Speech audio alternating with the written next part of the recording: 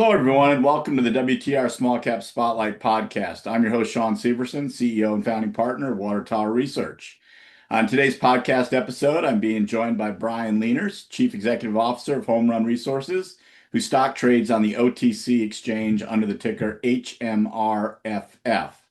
Homerun Resources is building the silica-powered backbone of the energy transition across four focused verticals.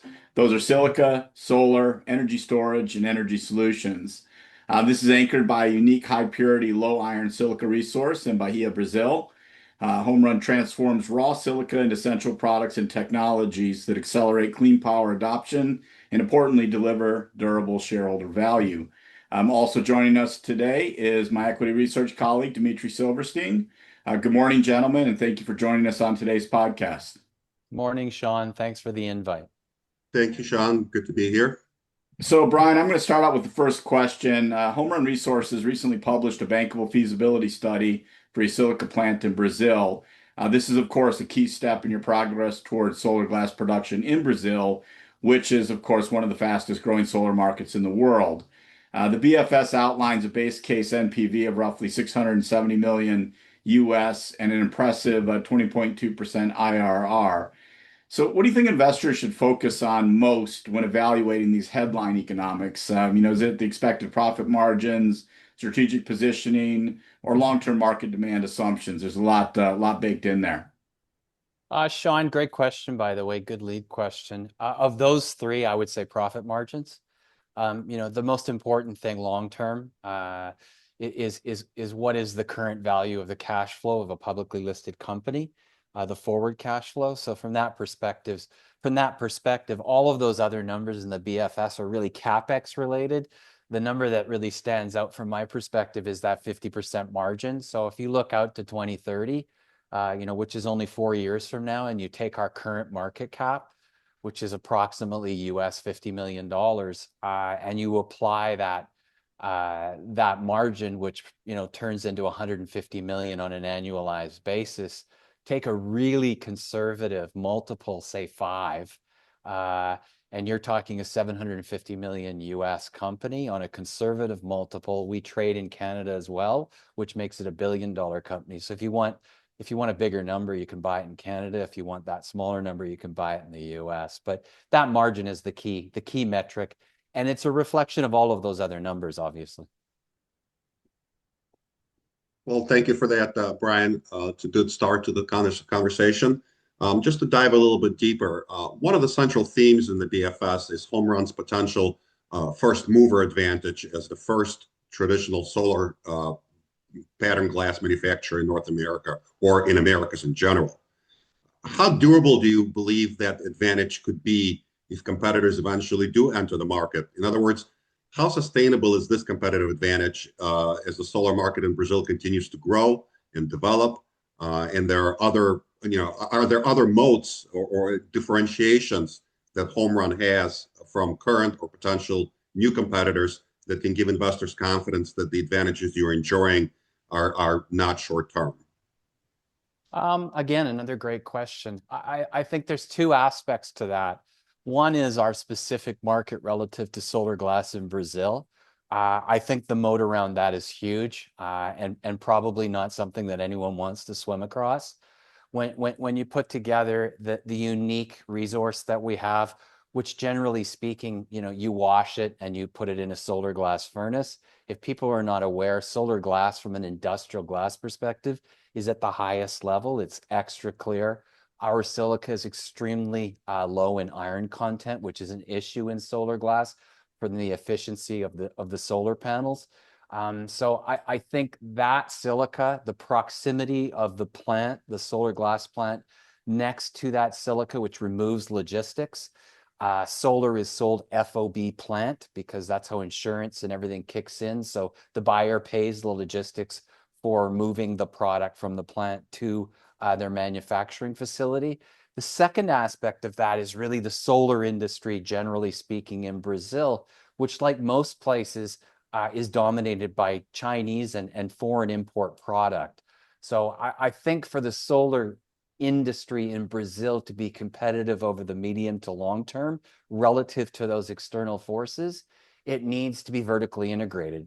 And the reason I say that is because if you look at the solar industries regionally that are actually doing well relative to Chinese content dominating the global solar industry, it's the United States with companies that are already are vertically integrated or are moving in that direction very rapidly under benefits from the US government. You look at India, who put up barriers on a tariff basis against foreign product to build out vertically integrated solar industry. And some of the biggest companies in India have invested in that mandate. And you look at Brazil, Brazil has the opportunity to do that. The first step has been taken by the government, which is to put in a strategic advantage by way of tariffs and duties relative to building that module industry.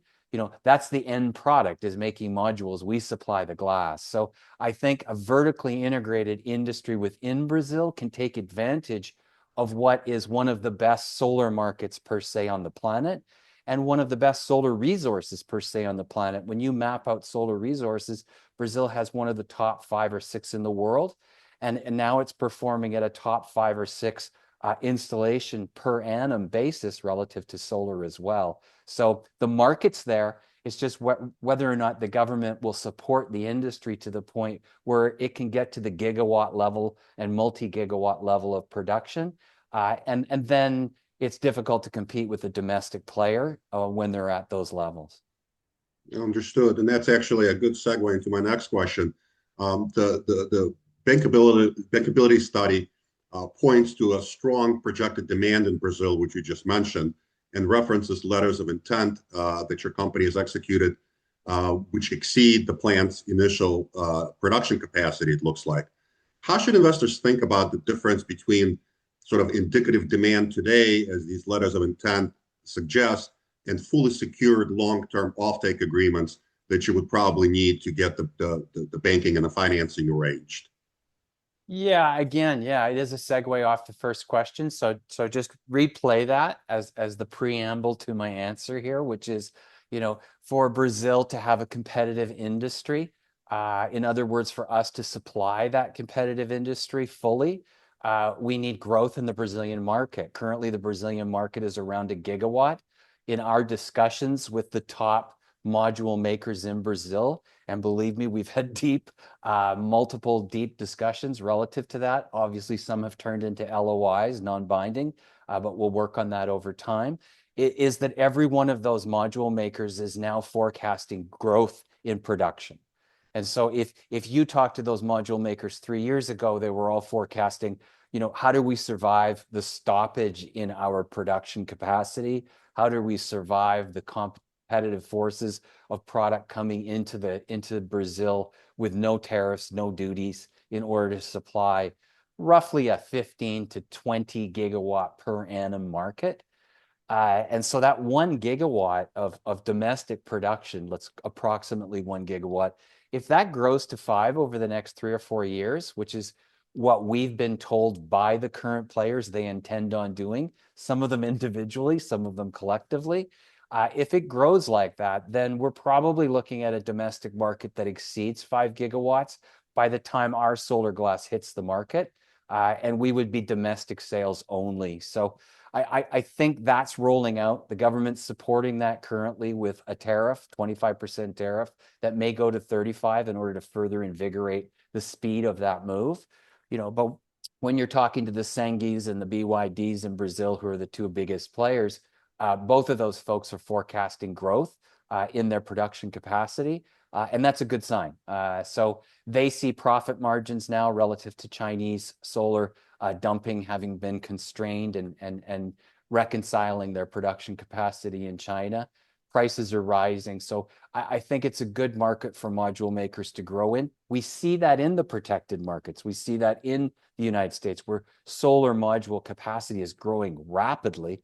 And we see that in India, another protected market, where solar module capacity is growing rapidly as well. Brazil is not even close to 10% of its domestic market in domestic capacity. So there's definitely room to grow in Brazil.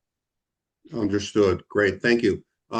Getting back into project economics here, it appears to be highly dependent on maintaining the competitive operating costs that you've outlined in the BFS and achieving a successful production ramp up of the plant by 2028. What do you see as the biggest execution risks between now and the plant startup that's right now planned for 2028? There's a variety of different execution risks. What gives me comfort relative to those risks is the speed at which we have gotten to where we are today. 3 years ago, we had an idea, no asset, no resources, no capital. And today we're announcing and have just released a very positive bankable feasibility study. From that perspective, I think that is the key that people need to look at is that Homerun and the team that are managing Homerun, they execute. I think we may have set a world record for the speed on the bankable feasibility study, which was announced in November and delivered, in today. But really, we had access to it over a month ago. We were just, tweaking it back and forth with the contractors. And so from that perspective, that didn't just start in November.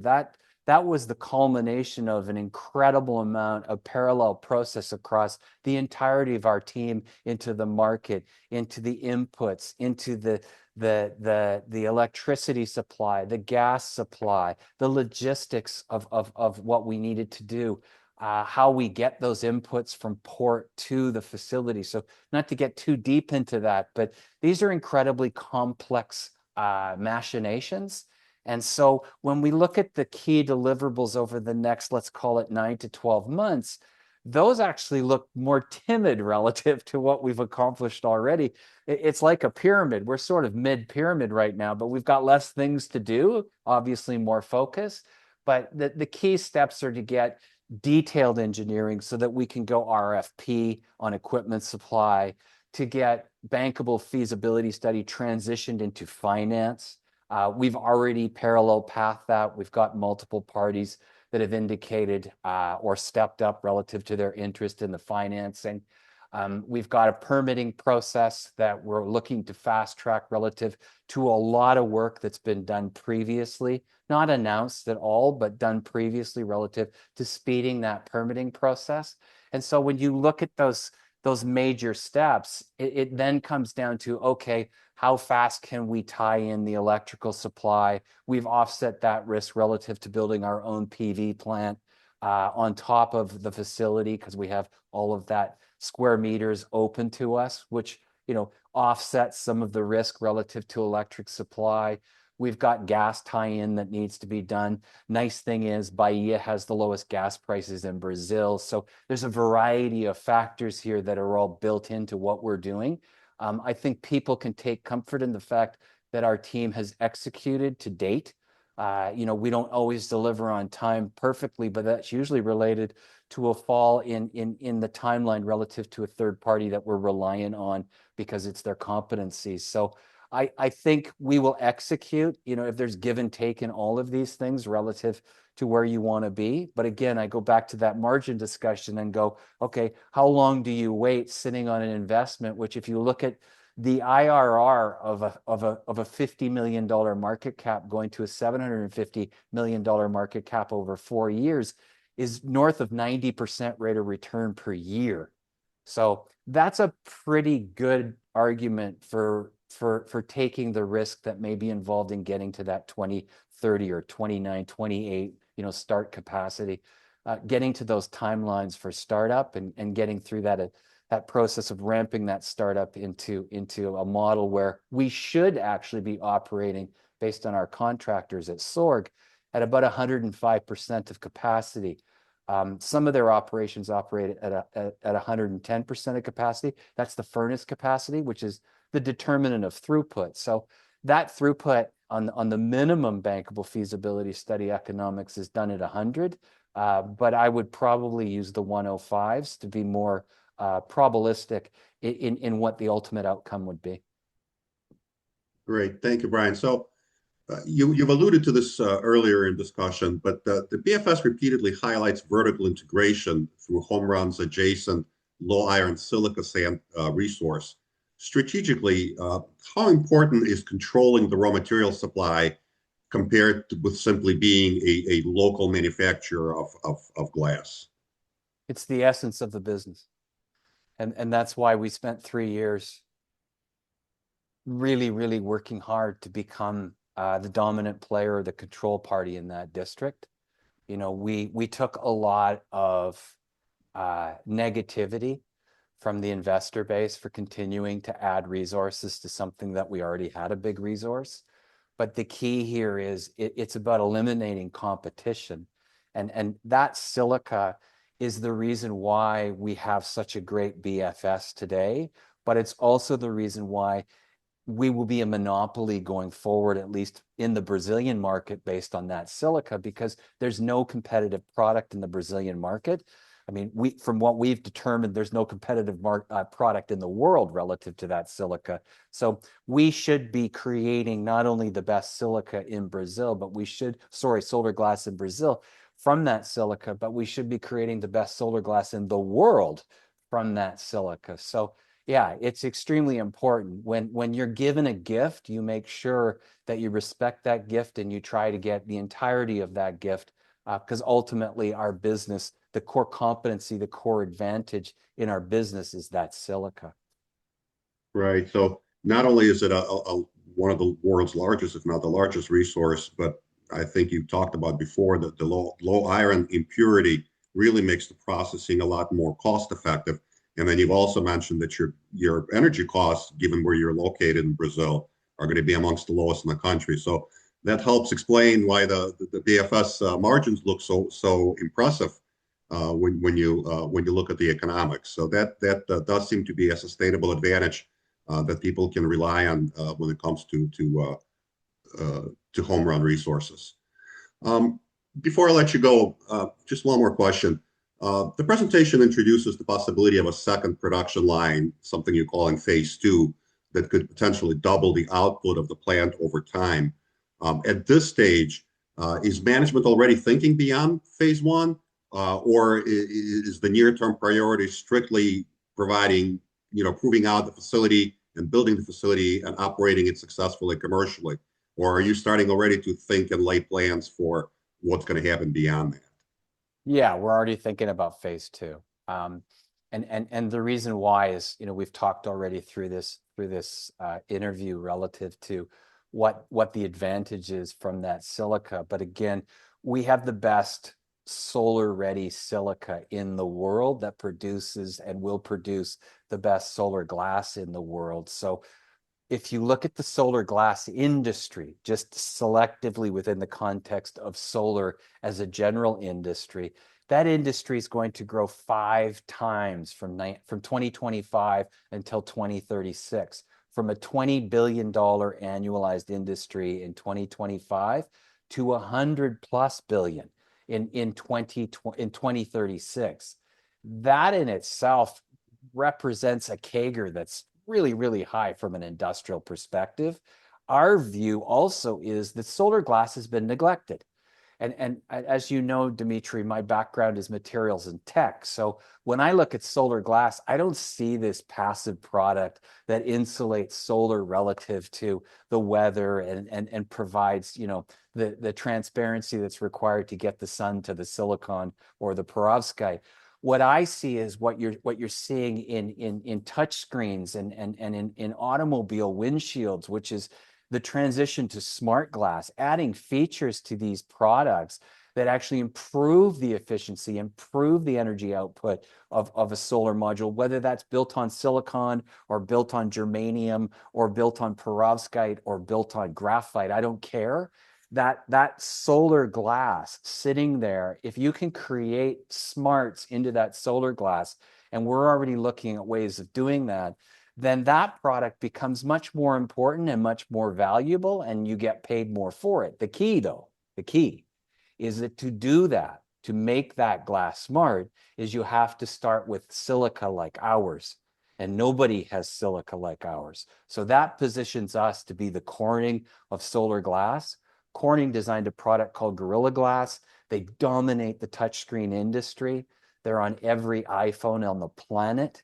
And the reality is, if we can do that in the solar glass space and add a few percentage points or more to the efficiency and the energy generation of the average solar module, then we're going to be a dominant force. And go look at the performance of Corning stock. So from that perspective, that's where we see the industry going, not just passive solar glass, but actually smart solar glass. Understood. That's actually a great overview. Thank you for that, Brian. So before I let you go and turn the call back to Sean, if you can just provide our investors perhaps with a couple of sort of near term, let's call it 6 to 12 months data points or milestones that they should focus on to measure how well you're executing against your plan. Across the verticals, we've been moving. We kind of keep things in-house until we're ready to launch on some kind of major milestone, like today in the solar glass vertical, we've announced the BFS. But there'll be lots of advancements relative to primary processing and advanced materials processing that we've been working on behind the scenes with contractors. Some of that's already come out in news releases, but you'll see a lot more definitive steps relative to moving into those businesses over the next 6 to 12 months. We'll see the same thing on the solutions side. Relative to the solar glass, within 12 months, we want to turn dirt. If we're turning dirt in 12 months, then I'm going to be pretty excited, because when you turn dirt, that means you're basically done. Understood. Absolutely. All right. Thank you, Brian. Thanks, guys. Appreciate it. So thank you for joining us today. Brian Leonard, CEO of Homerun Resources, and thanks to my equity research colleague, Dimitri Silverstein, for joining us today. And also, finally, a special thanks to our producer and editor of the podcast, my WTR colleague, Joe Brunetto. So thank you, everyone, for listening today. Don't forget to subscribe, as well as visiting www.watertowerresearch, where you can stay up to date and catch up on the company's written research reports, podcasts, fireside chats, and conference schedules. As a reminder, that's open for all investors to access. We will see you next time for another edition of the WTR Small Cap Spotlight podcast. Thank you, everyone.